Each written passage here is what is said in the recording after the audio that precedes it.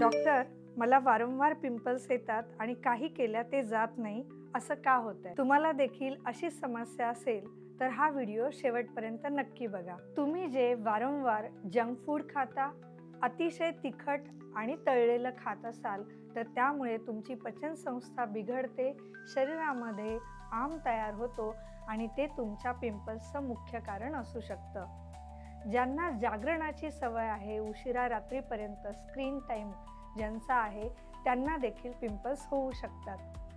डोक्यामध्ये कोंडा असणं हे देखील तारुण्य पिटिका म्हणजेच पिंपल्सचं एक प्रमुख कारण असू शकतं. मग यावरती सोल्युशन काय?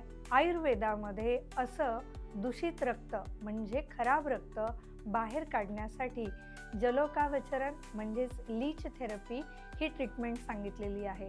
ही अत्यंत प्रभावी, गुणकारी अशी ट्रीटमेंट आहे, पूर्णतः सुरक्षित देखील आहे.